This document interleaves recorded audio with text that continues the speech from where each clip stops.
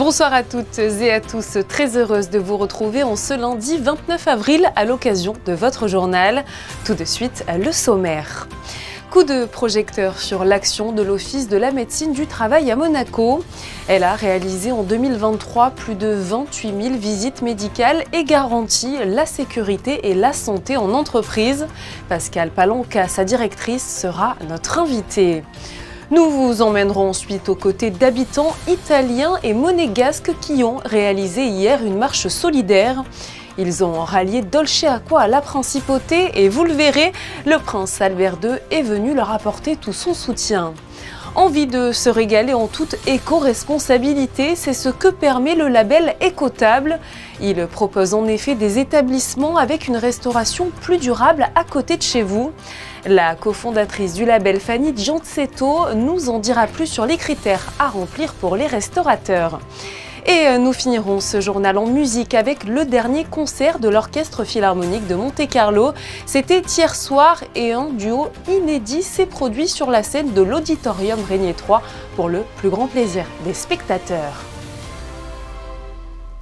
Le bien-être est devenu depuis de nombreuses années une priorité pour les entreprises et la santé physique et mentale est l'une des clés pour travailler dans de bonnes conditions. Hier avait lieu la Journée mondiale de la sécurité et de la santé au travail, l'occasion pour nous de nous intéresser à l'Office de la médecine du travail à Monaco et de connaître tout son champ d'action. Pascale Palanca, sa directrice, est notre invitée. Bonsoir. Bonsoir Julia. Quel rôle central joue finalement l'Office de la médecine du travail en principauté? L'Office de la médecine du travail, l'OMT, c'est vraiment le service qui assure le suivi santé-travail des fonctionnaires, agents de l'État et des salariés. Il assure sa mission par le biais des visites médicales. Et l'objectif, c'est d'éviter toute altération de la santé, de l'état de santé du salarié. Mais il est aussi le conseil de l'employeur et du salarié, parce que les médecins et l'équipe va sur les postes de travail ou sur les sites de travail, sur les chantiers, pour évaluer les risques et travailler ensemble sur les conditions de travail. L'OMT a d'ailleurs réalisé en 2023 plus de 28 000 visites médicales. Parlez-nous un petit peu de l'équipe, de toute l'équipe qui les réalise. L'équipe, dans sa globalité, c'est plus de 46 personnes. Et en fait, c'est 17 médecins du travail accompagnés d'une auxiliaire.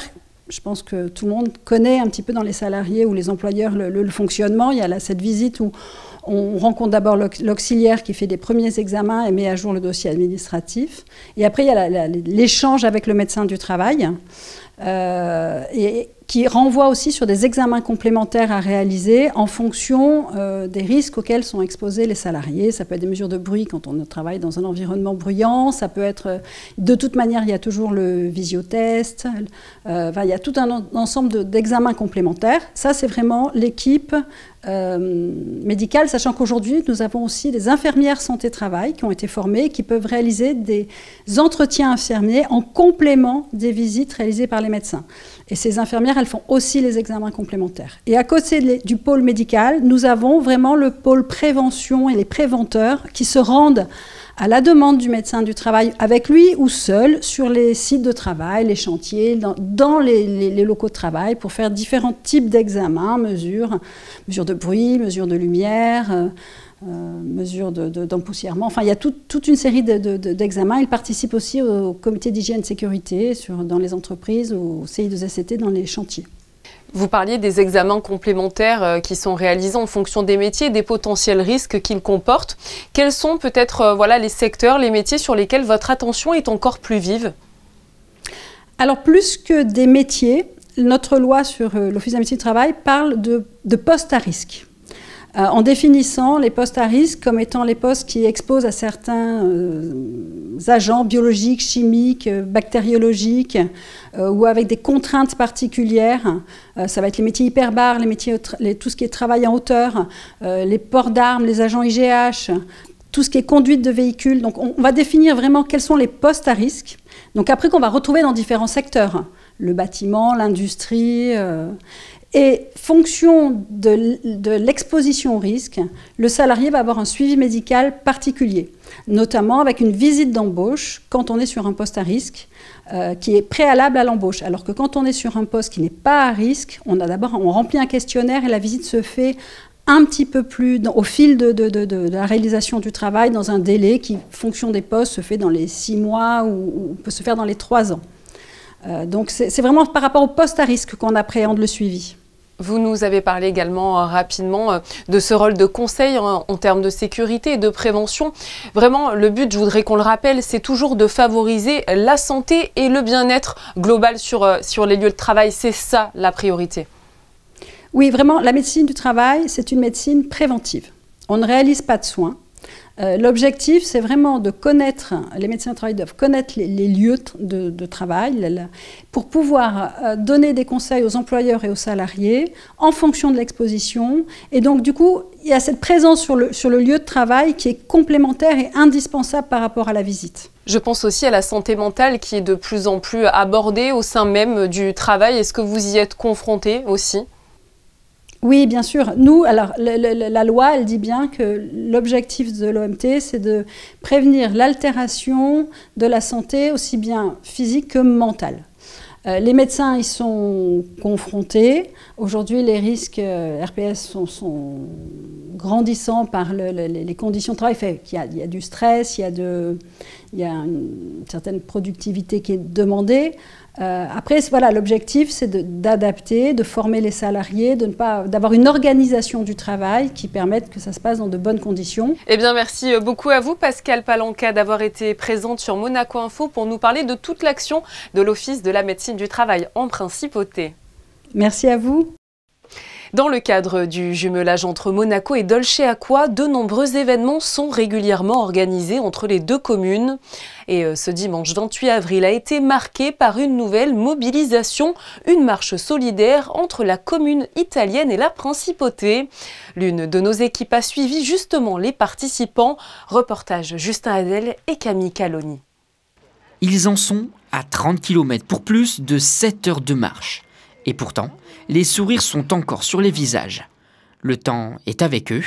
À leur arrivée à la gare de Roquebrune-Cap-Martin, c'est un groupe d'amis que nous rencontrons, à l'image de l'union entre Dolce Acqua et Monaco.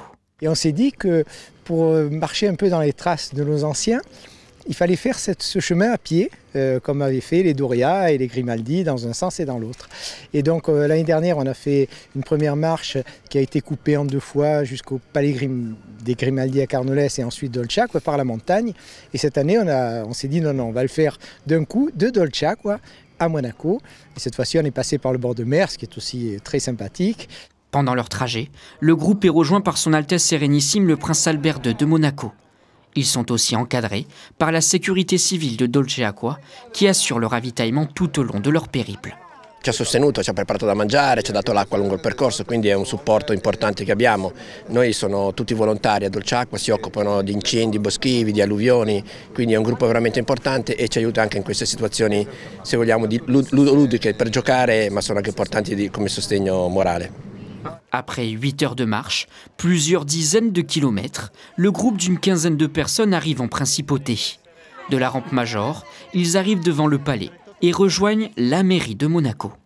Là-bas, la boucle est enfin bouclée, car oui, le matin même, ils étaient partis de la mairie de Dolce Acqua. C'est donc une nouvelle action qui a permis à ces deux communes de montrer les liens forts qui les unissent. Un mot de football pour poursuivre ce journal avec le match qui opposait l'Olympique lyonnais à l'AS Monaco ce dimanche. Dans le cadre de la 31e journée de Ligue 1, il n'aura fallu que 22 secondes au Monégasque pour inscrire le premier des nombreux buts dans cette rencontre très relevée. Wissam Ben Yedder ira même jusqu'à s'offrir un doublé qui lui permet désormais de comptabiliser 115 réalisations sous le maillot rouge et blanc. Il rejoint ainsi Lucien Kossou au deuxième rang des meilleurs scoreurs de l'histoire du club. Mais les 2 buts du capitaine n'auront pas suffi et c'est finalement l'Olympique Lyonnais qui s'impose 3-2. Cette défaite des Monégasques permet au PSG de terminer en tête de la Ligue 1. Il remporte ainsi son 12e titre national avant même que le championnat ne soit terminé. En tant que membre du Conseil de l'Europe depuis 2004, Monaco fait partie des 46 pays membres qui participeront à l'élection en juin prochain du nouveau secrétaire général de cette organisation internationale. C'est dans ce cadre que les élus du Conseil national ont reçu l'un des candidats, Didier Reynders. Ce dernier a rappelé l'intérêt qu'il porte pour les institutions monégasques et pour les spécificités des petits États comme Monaco. Le président Thomas Brézot et les élus l'ont remercié pour sa visite et l'ont assuré qu'ils examineront avec bienveillance sa candidature. Depuis ce lundi matin, il est à nouveau possible de profiter de la piscine du stade nautique Régnier 3, mais aussi forcément de toutes les activités et leçons proposées par le complexe aquatique, natation, aquagym ou encore aquabike. Je vous propose d'écouter Arnaud Giusti, chef du service municipal des sports et des associations. À ce sujet, il est au micro de Vanessa Dessy. Aujourd'hui, 29 avril, premier jour d'ouverture de la piscine. On est tous très contents d'accueillir à nouveau nos fidèles clients dans le bassin, qui est un lieu historique et institutionnel de Monaco. L'hiver, on révise l'ensemble des pompes, l'ensemble des machineries. On change un petit peu tout ce qui a besoin d'être changé et qui n'est pas visible par le public, donc tout ce qui se passe sous le bassin. On refait aussi à peu près un tiers à chaque fois du bassin, en carrelage, en joint, pour que les gens ne se coupent pas, ne se blessent pas. Donc chaque année, on refait à peu près un tiers du bassin.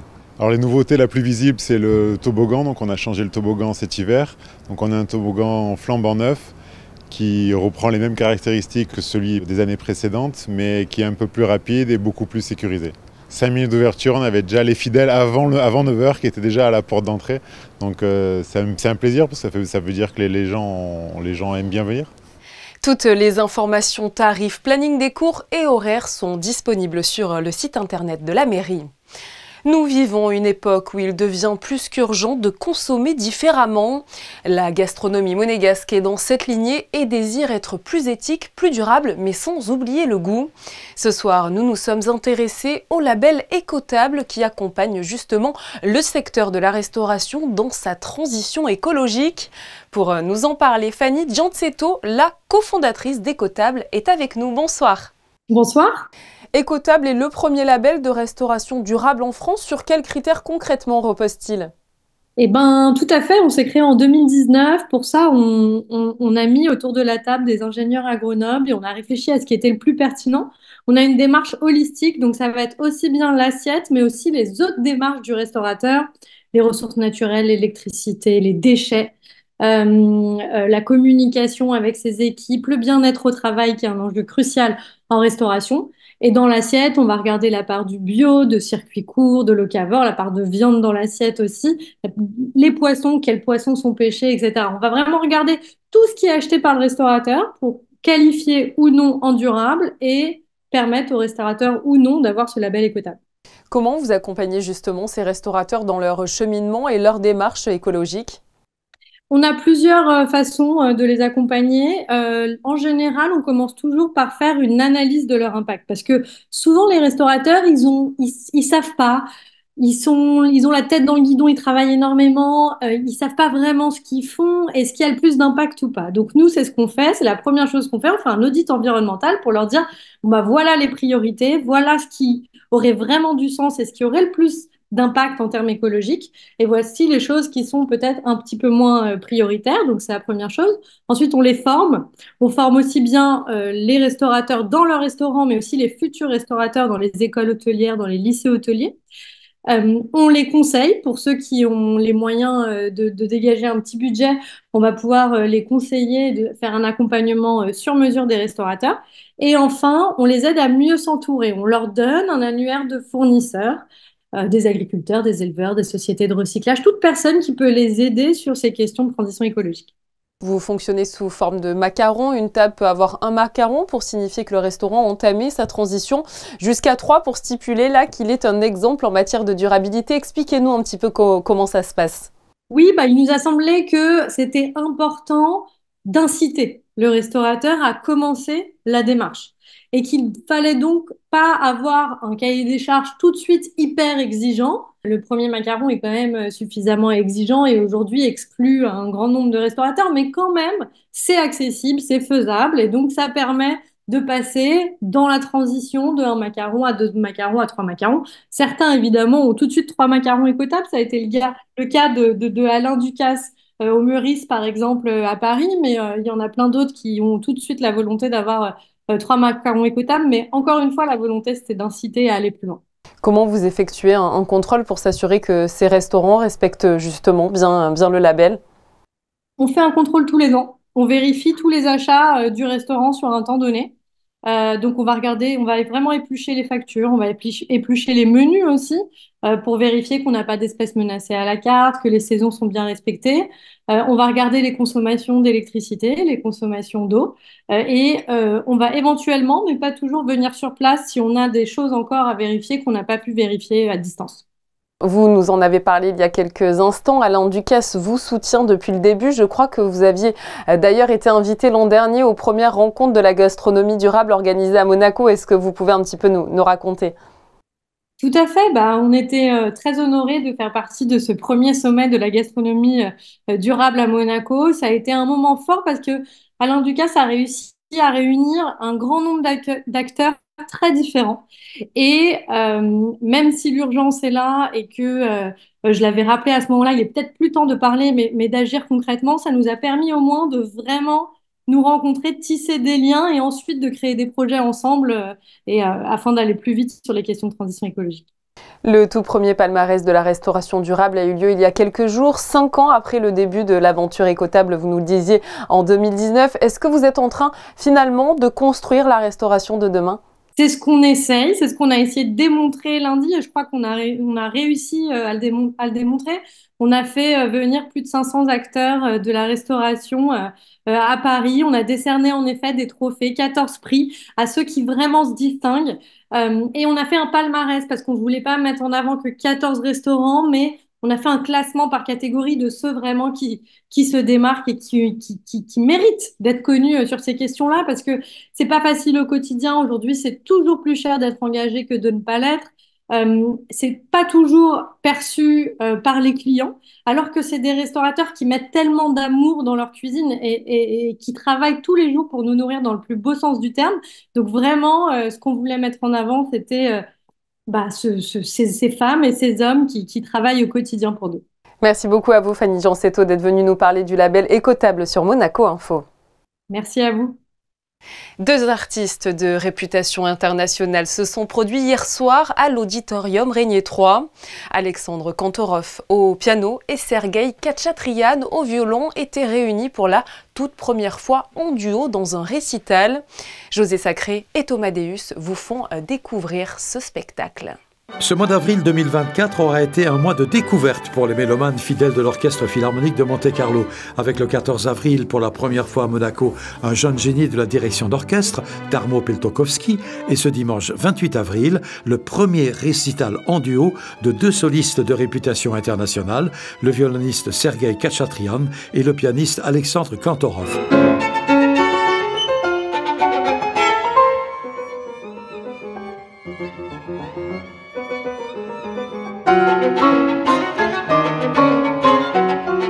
C'est Didier de Cotigny qui a eu l'idée de les réunir. Je pensais que ça pouvait faire un mélange détonnant d'avoir les deux ensemble.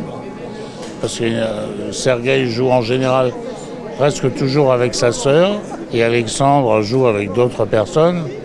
Et un jour, j'ai posé la question à Alexandre, je lui ai demandé connais-tu Sergueï Khatchatrian? Ah oui, oui. Et tu aimes? J'ai dit ah oui, oui. Et il me dit oui, oui, j'aime beaucoup. Il a un son, une manière de jouer qui me plaît beaucoup et tout ça. Et je lui ai dit, ça te dirait de jouer avec lui? Ah bah oui, pourquoi pas. Et donc j'ai posé la même question à Sergueï. Et il m'a dit, oh je l'ai entendu et tout ça. Oh là là, j'adorerais essayer un concert avec lui parce que vraiment, j'adore son son, j'adore sa manière de jouer. J'ai dit, écoutez, essayons. Alors, et donc, on a fixé ce concert et ce programme.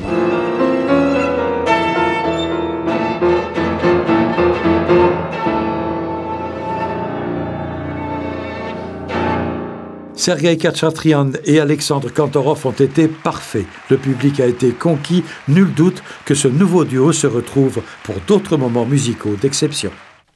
Je vous propose à présent de retrouver votre rubrique « Ceux qui font à Monaco ». Dans la lignée de notre invité sur le label Écotable, nous voulions vous parler ce soir d'une enseigne qui propose de nombreux produits plus green, plus responsables en principauté, Christinda. Oui, aujourd'hui je vous retrouve en bas de la rue Grimaldi devant une petite boutique qui a ouvert ses portes il y a maintenant 2 ans de cela.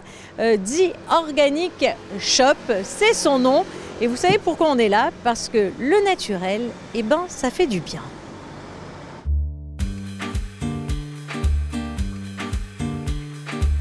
On est là depuis 2021. L'idée est née de combiner tout ce qui est produits biologiques et naturels avec les produits au quotidien haut de gamme. On voulait un peu donner aux gens de la Principauté quelque chose de nouveau et un petit point de retrouvailles pour tout ce qui est produits haut de gamme, notamment du miel, du chocolat. On a aussi beaucoup de thé avec palais d'été, on a de la belle-illoise, de la boîte de conserve, une belle cave à vin et des produits frais. On a en hivernal beaucoup de thé et les boissons estivales, le kombucha par exemple. Après vraiment on essaye de se repérer au maximum par rapport aux clients. Donc si vous avez des demandes particulières, il n'y a pas de souci, on peut les exaucer. Et également, on est très fort toute l'année, mais surtout pendant la période de fête, pour ce qui concerne les paniers gourmands, donc les paniers cadeaux. Tout est fait sur mesure. Si vous avez besoin d'un panier, que ce soit petit ou grand, on peut vous le créer à vos demandes ou aux demandes de vos proches. Évidemment, on fait les salons, on fait les marchés, on essaye de voir un maximum avec nos producteurs qu'on a déjà dans nos carnets d'adresses, de trouver d'autres marques ou d'autres producteurs qui puissent être quelque chose, une nouveauté en principauté. On travaille avec des grandes marques comme Palais d'été qui est très connu, on est revendeur en principauté, ou alors la belle-illoise comme j'ai déjà dit tout à l'heure, mais également des petits producteurs locaux, que ce soit du miel qui vient de Sospel, ou alors des produits frais qui arrivent de la région. Et puis sachez que l'enseigne a développé aujourd'hui sa propre bière, la Organic Shop Beer, une bière 100% naturelle, 100% de chez nous puisqu'elle est brassée à Montsartou. Merci à vous Christinda de nous avoir fait découvrir cette adresse qui prône le goût du naturel à Monaco. Le point sur vos prévisions météo, c'est tout de suite aux côtés de Vanessa Dessy. Et une chose est sûre, en ce moment, la météo joue avec nos émotions. Un coup oui, un coup non, un coup du soleil, un coup des nuages. Bonsoir à vous Vanessa. Bonsoir Julia, bonsoir à tous. Après une journée printanière avec un soleil généreux, quelques nuages sont prévus ce mardi. Les températures seront légèrement en hausse, elles évolueront entre 17 et 22 degrés et nous fêterons la Saint-Robert. Et j'ai le plaisir de vous informer que de nouveaux épisodes du podcast de Monaco Info sont disponibles. Stéphane Valéry, le président délégué de la SBM, et le joueur de la Roca Team Yacouba Ouattara sont au micro de Geneviève Berthy. Leurs témoignages sont en ligne sur toutes les plateformes de podcast. À l'occasion de la Journée mondiale de la danse, nous vous proposons ce soir sur Monaco Info à 20h30 un magazine inédit sur les ballets de Monte-Carlo. Alors que la compagnie vient de terminer ce week-end son programme To The Point au Grimaldi Forum, Alexandra Pani vous propose de suivre les danseurs lors de la dernière étape de leur tournée américaine en Californie. Elle vous emmène au cœur des coulisses de leur spectacle à Costa Mesa. Rendez-vous donc ce soir pour la toute première diffusion. Pour ma part, je vous propose de refermer ce journal en se remémorant des beaux souvenirs, ceux du concours de bouquets qui avait eu lieu en Principauté il y a 20 ans. C'est Charlie Gallo qui vous propose cette série de photographies poétiques et fleuries. C'est la fin de cette édition, merci de l'avoir suivi. Je vous retrouve demain, le mardi 30 avril, pour de nouvelles actualités en Principauté. Passez une très bonne soirée comme d'habitude sur notre antenne.